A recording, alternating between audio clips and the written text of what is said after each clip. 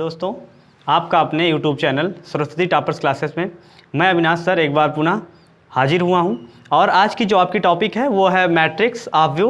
Intermediate का topic है, बिल्कुल NCERT पैटर्न पे ये चीज़ें आपको दिखाई जाएंगी। तो आइए हम देखते हैं ऑफ व्यू बोलते किसे हैं, ऑफ व्यू कहते किसे हैं। देखें, मैट्रिक्स ये जो है एलजेब्रिक फंक्शन का है, एलजेब्राइक फंक्शन का सेकंड पार्ट यूनिट 2 का चैप्टर है। और अगर आपसे कोई पूछता है कि मैट्रिक्स बोलते क्या है, ऑफ व्यू होता क्या है, तो बिल्कुल हम कह सकते हैं कि यह एक प्रकार का अरेंजमेंट होता है।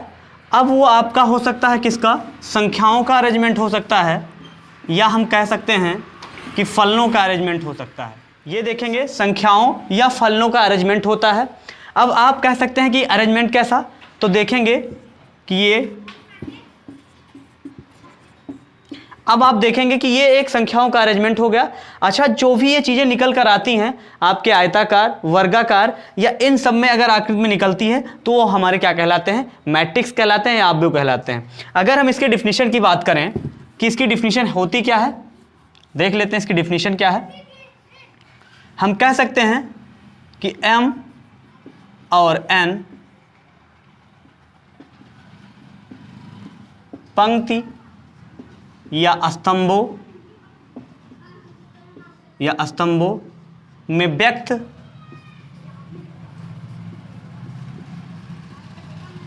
करने पर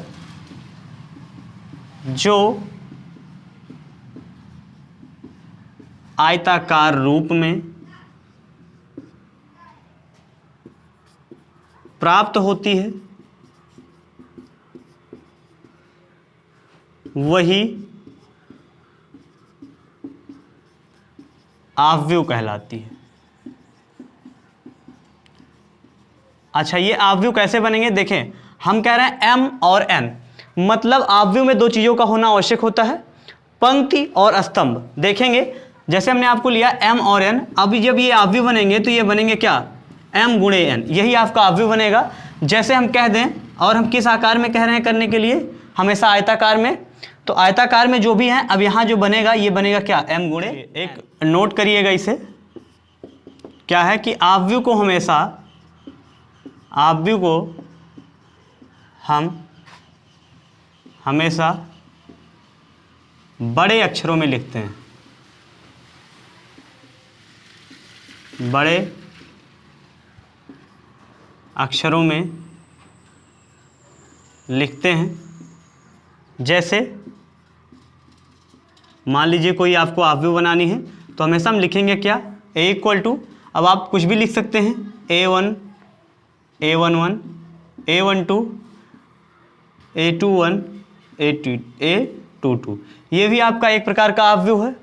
या आपसे कोई कह दे B इक्वल टू 2, 3, 4, 5, ये भी एक प्रकार का ऑफ व्यू है। या आपसे कोई कह दे कि x+2, x+3, y, ये भी आपका ऑफ व्यू है। या आपसे कोई अगर ऐसे भी कह देता है 0, तब भी आपका ऑफ व्यू है। या आपसे कोई कह दे 3, 2, तब भी आपका ऑफ व्यू है। हमारे इतने उदाहरण दिखाने का मतलब ये था कि अभी हम आपको दिखाएंगे कि टाइप्स ऑफ ऑफ व्यू कितने प्रकार का होता है और किस तरह के ऑफ व्यू होते हैं। तो आइए चलिए ऑफ व्यू के प्रकार में चलते हैं। टाइप ऑफ मैट्रिक्स देखेंगे, ऑफ व्यू के कुछ निम्नलिखित प्रकार होते हैं। इसमें जो पहला प्रकार हमें पढ़ना है वो क्या है, क्षैतिज ऑफ व्यू, जिसे क्या कहते हैं, हॉरिजॉन्टल मैट्रिक्स। है क्या ये क्षैतिज ऑफ व्यू, अगर इसकी डिफिनीशन की बात करें तो ऐसा ऑफ व्यू जिसमें पंक्तियों की संख्या स्तंभों की संख्या से कम होती है, वो हमारा क्या कहलाता है, क्षैतिज ऑफ व्यू कहलाता है। जैसे आप देख सकते हैं यहाँ पर ये एक प्रकार का ऑफ व्यू है। अब इसमें देखिए बात क्या कर रहा है कि पंक्तियों की संख्या स्तंभों की संख्या से कम हो। मैं पहले आपको ये समझा दूं कि पंक्ति क्या है, स्तंभ क्या है, ये आप जान लीजिए।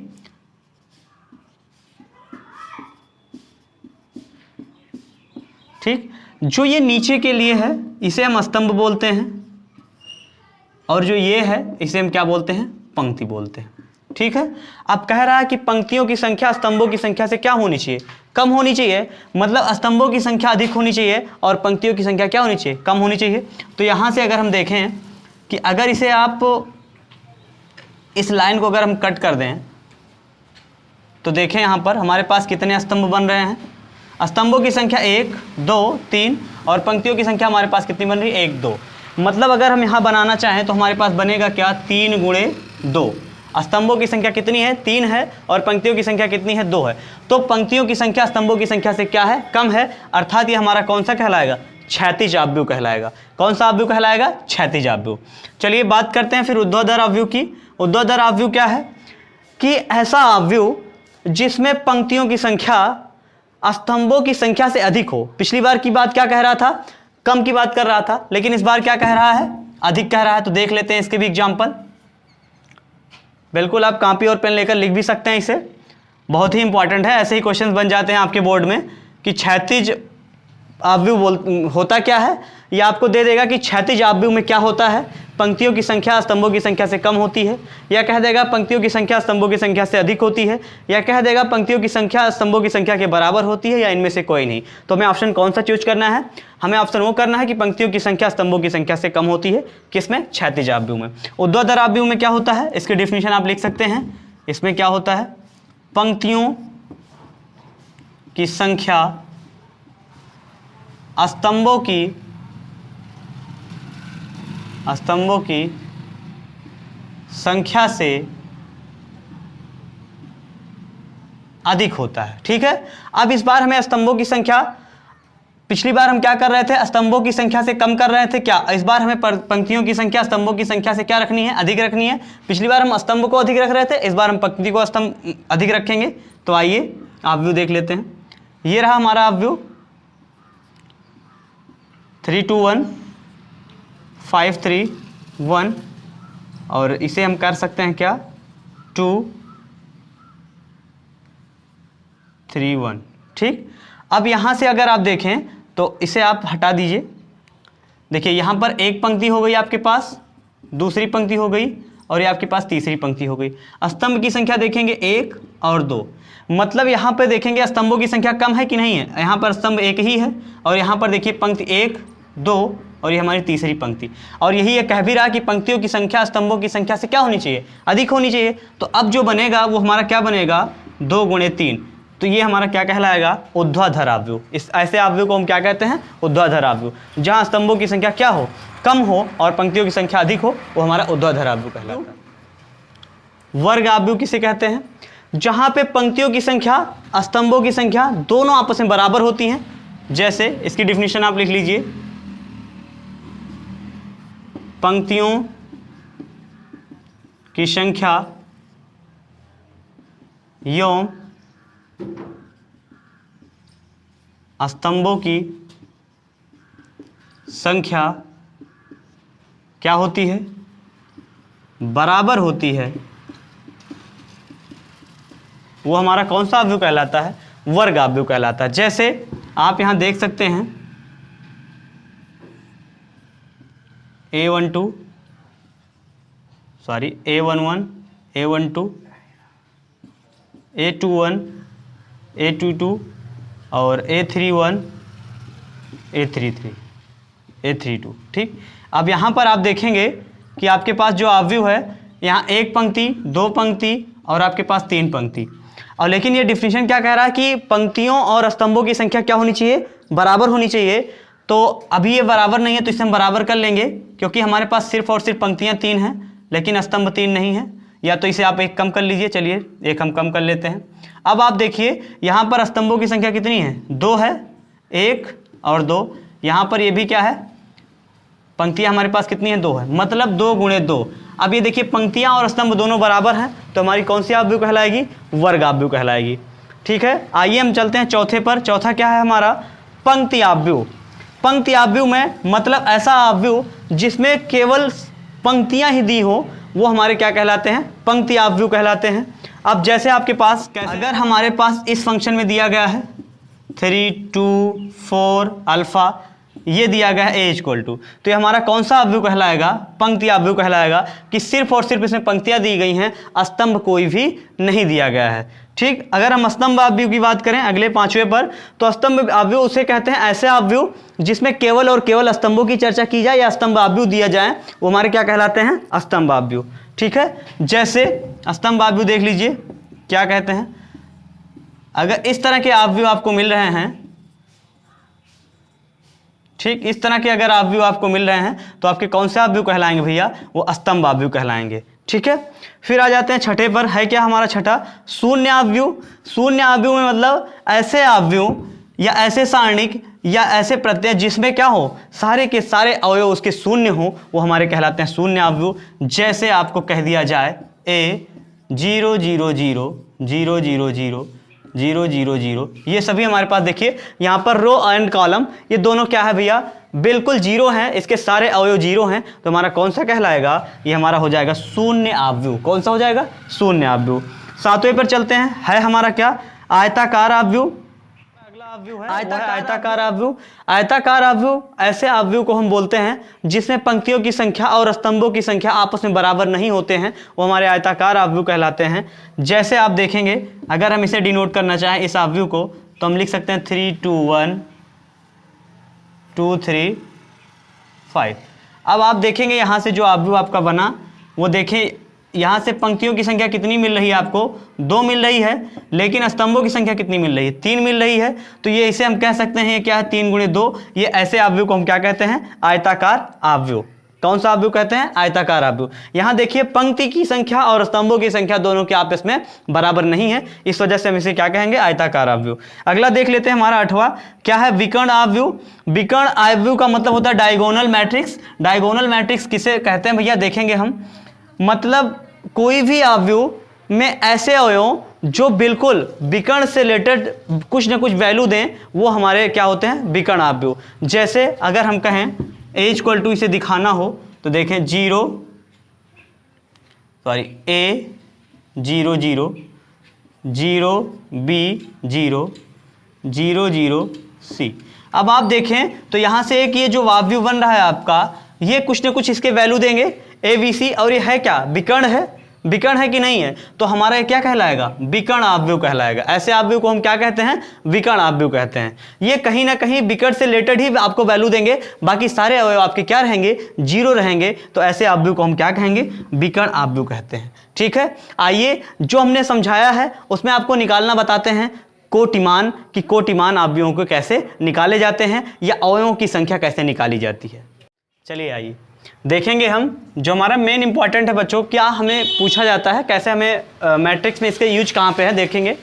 क्या है कि अवयवों की कोटि निकालना, या अवयवों का, या हम कह लें ऑर्डर ऑफ मैट्रिक्स। क्वेश्चन में पूछा जाता है कि ऑर्डर ऑफ मैट्रिक्स बताइए, या मैट्रिक्स की कोड बताइए, या उसकी कोटि बताइए। चलिए देखिए क्वेश्चन कैसे आपके पास आएगा, वो कहेगा a = ठीक, आपके पास कोई भी वो वैल्यू ऐसे दे देगा,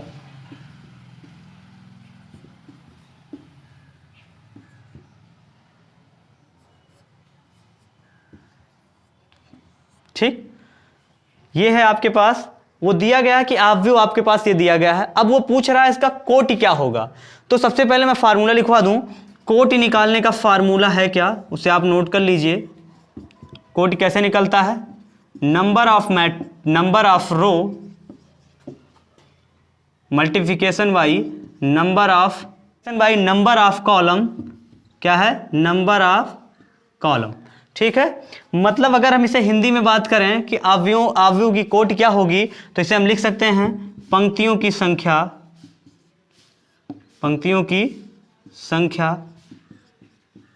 गुणे स्तंभों की संख्या। क्या होगी, गुणे स्तंभों की संख्या। ठीक बच्चों, आप इसे नोट कर लीजिए कि जब भी आपके पास अवयव की कोटि पूछेगा तो कौन सा फार्मूला आपको लगाना है, कि number of row multiplication by number of column, या पंक्तियों की संख्या गुणे स्तंभों की संख्या। अब हम इसे देखेंगे कि हमारे पास पंक्तियां कितनी हैं और स्तंभ कितने हैं, और इस फार्मूले पे हम सेट करेंगे। आइए देखेंगे, तो ये जो हमारी है वो हमें क्या बोलते हैं, इसे पंक्ति बोलते हैं। ये है क्या हमारी भैया, पंक्ति है। अच्छा, इसे हम क्या कहते हैं, जो नीचे वाला है इसे हम स्तंभ बोलते हैं। ठीक, मतलब जिस पे चीज़ें खड़ी होती हैं वो स्तंभ है, और जिस पे आदमी चलते हैं वो हमारी क्या है, पंक्ति है। तो पंक्तियों की संख्या देखेंगे यहाँ से 1 2 3 4, और यहाँ देखेंगे 1 2 3, मतलब स्तंभों की संख्या हमारे पास कितनी है, 3 है, और पंक्तियों की संख्या कितनी है, 4 है। तो फार्मूला हमें लगाना क्या है भैया, ऑर्डर ऑफ मैट्रिक्स, मतलब अवयव की कोटि बराबर होता है पंक्ति गुणे, मतलब पंक्तियों की संख्या, यही तो होता है आपके पास, पंक्तियों की संख्या गुणे स्तंभों की संख्या, स्तंभों की संख्या। तो हमारे पास देखें पंक्तियों की संख्या है कितनी, 4 है, तो हम यहाँ लिख देंगे 4 गुणे स्तंभों की संख्या कितनी है, 3 है, तो हम 3 लिख देंगे। आएगा हमारा कितना, 4 तिहाई 12, मतलब हमें कोटि कितनी मिलेगी, 12 मिलेगी। कितनी कोटि मिलेगी, 12 मिलेगी। तो यहाँ हम लिख सकते हैं। अच्छा, आप ये जानते हो कि जहाँ पर पंक्तियाँ अधिक हों और स्तंभ कम हो तो किस प्रकार का अवयव होता है, बताइए आप लोग, किस प्रकार का अवयव कहलाता है। जहाँ पे पंक्तियों की संख्या अधिक हो और स्तंभों की संख्या कम हो, वो हमारा कहलाता है ऊर्ध्वाधर अवयव, सॉरी क्षैतिज अवयव कहलाता है। वो हमारा किस तरह का कहलाता है, क्षैतिज अवयव कहलाता है। ठीक है, तो यहाँ हमारे पास कोटि कितना आ गया भैया, 12 आ गया। ठीक है, कोटि की संख्या कितनी आ गई, 12। आइए और तरफ चलते हैं, जो हमारा अगला फार्मूला हमें निकालना है, अवयवों के अवयवों की संख्या या एलिमेंट्स ऑफ ए मैट्रिक्स। जब कहीं आपको ये पूछ ले कि अवयवों की संख्या बताइए वहां पर, तो आपको क्या करना है, तो आप पहले जान लीजिए कि अवयवों की संख्या बोलते किसे हैं। कोई भी ऐसा अवयव जिसमें आपके पास क्या हो कि बिल्कुल अवयवों से निर्मित हो, उन संख्याओं को अवयव के अवयव कहते हैं। ठीक है, हम उन्हें क्या कहते हैं, अवयव के अवयव कहते हैं। अब जैसे आपके पास मान लीजिए ये अवयव दे दिया जाए, ये अवयव दे दिया जाए 3 5 2 3 2 5, ठीक, या उसके नंबर हम चेंज कर दें 4 6 7, ये आपके पास मान लीजिए अवयव है। अब वो कह रहा है कि अवयव के अवयवों की संख्या ज्ञात कीजिए। तो इस फार्मूले में कुछ भी नहीं है, और जब आपके पास कहीं अवयव पूछ लेता है तो फार्मूला आपको लगाना क्या है, अवयवों की संख्या बराबर, जैसे आपने कोड निकाला था बिल्कुल उसी तरीके से निकालना है। हम क्या लिखेंगे, पंक्तियों की संख्या गुणे स्तंभों की संख्या, गुणे क्या भैया, स्तंभों की संख्या। अब आप देखें यहाँ से, तो हमारे पास पंक्ति कितनी है, 1 2, पंक्तियों की संख्या कितनी है हमारे पास, 2, और हमारे पास स्तंभ कितने हैं, 1 2 3, स्तंभ कितने हैं, 3। तो जो हमारा यहाँ अवयव बनेगा वो 2 गुणे 3 का बनेगा, हम कह सकते हैं 6। मतलब इसमें अवयवों की संख्या कितनी आ जाएगी, 6 आ जाएगी। और जो ये अवयव बना हमारा वो कितने का बना, 2 गुणे 3 का ये अवयव बना। तो यहाँ अवयवों की संख्या हमारी कितनी आई, 6। यही सी को हम अपना क्या कर सकते हैं, आंसर फाइंड कर सकते हैं। यही हमारा आंसर निकल के आएगा कि अवयवों की संख्या यहाँ पर हमें क्या मिलेगी, 6 मिलेगी। ठीक है, तो इस तरह के कोई भी क्वेश्चंस अगर आपको आ रहे हैं तो बिल्कुल आप इस तरह से लगाएंगे। आइए हम आपको एग्जाम्पल लगा के दिखाते हैं कैसे एग्जाम्पल इस पे बनते हैं। आइए देखते हैं उदाहरण नंबर 1 क्या कह रहा है, देखें। 3 फैक्ट्रियों फर्स्ट, सेकंड तथा थर्ड में पुरुष तथा महिला कर्मियों से संबंधित निम्नलिखित सूचना पर विचार कीजिए। मतलब यहाँ पे सूचनाएं दी गई हैं हमें, पहली कंपनी, दूसरी कंपनी, तीसरी कंपनी में कितने पुरुष कर्मी हैं और कितनी महिला कर्मी हैं ये दिखाया गया है। पुरुष कर्मी की संख्या देखिए, पहले वाली कंपनी में 30 है, और महिला में देखेंगे महिला कर्मी की संख्या कितनी है, 25 है। फिर दूसरे में पुरुष कर्मी की 25 है, दूसरे में महिला कर्मी की 31 है, तीसरे में 27 है, और तीसरे में महिला कर्मी की कितनी है, 26 है। आपसे प्रश्न क्या पूछ रहा है, देखेंगे पहला क्वेश्चन क्या कह रहा है, देखिए कि उपयुक्त सूचना को एक 3 गुणे 2 अवयव, बस इतने से ही मतलब आपको रखना है, बाकी कोई मतलब नहीं रखना है आपको। कह रहा है 3 गुणे 2 अवयव में निरूपित कीजिए। हम आपको फिर बता दें कि जब कहीं पहली संख्या क्या होती है, पंक्ति होती है, और गुणे के बाद जो दूसरी संख्या होती है वो आपकी स्तंभ कहलाती है। जैसे देखेंगे, हमें पहले क्वेश्चन हम सॉल्व कर रहे हैं, हमें अवयव में व्यक्त करना है, अवयव में 3 गुणे 2 में व्यक्त करना है। तो इसका मतलब देखेंगे यहाँ पर पहले वाले में 30 है, इसमें कितनी है, 25। फिर देखेंगे 25 इसमें है, इसमें कितनी है, 31, और इसमें कितनी है, 27, और इसमें कितनी है, 26। देखिए यहाँ पर पंक्ति की संख्या 3 है कि नहीं है, 1 2 और 3, और यही हमसे वो कह रहा था कि 3 गुणे 2 में व्यक्त करिए, तो 3 गुणे 2, और स्तंभों की संख्या कितनी है, 1, और कितनी है, ये 2 है। तो ये स्तंभ है आपके, और ये आपकी क्या है, पंक्तियां हैं। तो पंक्तियों की संख्या 3 और स्तंभों की संख्या 2, तो इसी में व्यक्त करना था। तो ये हमारा पहला आंसर हो गया। अवयव निकल कर आ गया हमारे पास A=, और हमने आपको नोट भी करवाया था कि अवयव को हम हमेशा अंग्रेजी के बड़े अक्षरों में लिखते हैं। किस में लिखते हैं, अंग्रेजी के बड़े अक्षरों में लिखते हैं। आइए क्वेश्चन नंबर 2 देखिए, कह रहा कि तीसरी पंक्ति और दूसरे स्तंभ, क्या गजब का क्वेश्चन किया है ये। तीसरी पंक्ति, आइए बताइए भैया तीसरी पंक्ति कौन सी है, चलिए सब लोग बताएंगे तीसरी पंक्ति कौन सी है। देखें यहाँ ही तीसरी पंक्ति तो है, पहली पंक्ति, दूसरी पंक्ति, तीसरी पंक्ति। कह रहा है तीसरी पंक्ति और दूसरे स्तंभ, तो पहला स्तंभ और ये दूसरा स्तंभ, मतलब इसका मतलब 26 की बात कर रहा है। कह रहा है कि वाली प्रविष्टियां क्या प्रकट करती हैं, ये वाली प्रविष्टियां क्या प्रकट कर रही है, मतलब हमारे पास 26 क्या प्रकट कर रही है। तो हम कह सकते हैं कि जो 26 है वो ये प्रकट कर रही है कि महिला कर्मियों की संख्या वो बता रही है कि तीसरी कंपनी में महिला कर्मियों की संख्या कितनी होगी। तो हम यहाँ लिख सकते हैं कि ये क्या बता रही है हमें, महिला कर्मी की संख्या। तो ये हमारा आंसर हो जाएगा, क्या हो जाएगा कि हम लिखेंगे आंसर में क्या, तीसरी पंक्ति तथा दूसरे स्तंभ वाली प्रविष्टियां महिला कर्मियों की संख्या प्रकट कर रही हैं, जिनकी संख्या कितनी है, 26 है। तो ये क्वेश्चन दोनों सॉल्व हो गए। आइए एक एग्जांपल हम और देखेंगे, अगला उदाहरण देखेंगे, उदाहरण नंबर 2।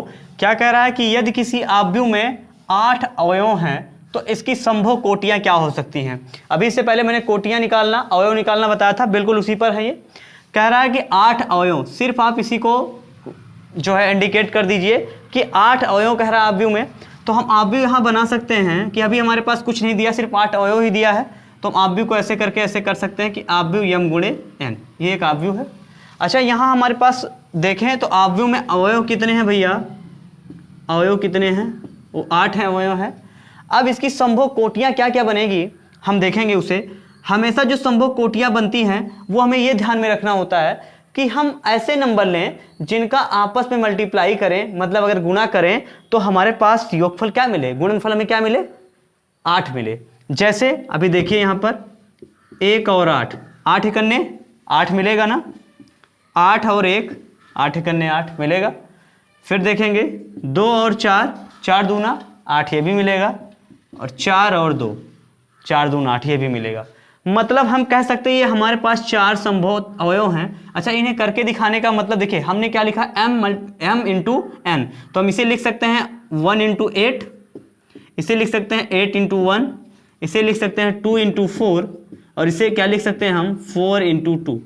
तो आप देखेंगे कि जो यहाँ पर संभव स्थितियां बन रही हैं वो कितनी बन रही हैं, 4 बन रही हैं। वही ये पूछ रहा था संभव कोटियों की क्या हो सकती हैं, हमारे पास संभव कोटियां क्या हो सकती हैं। तो हम यहाँ लिख सकते हैं अतः संभव कोटि क्या है हमारे पास, अतः संभव कोटि ये 1 8 8 1 2 4 4 2, मतलब हमारे पास संभव कोटि की संख्या कितनी है, 4 है। तो यही इसका आंसर हो जाएगा।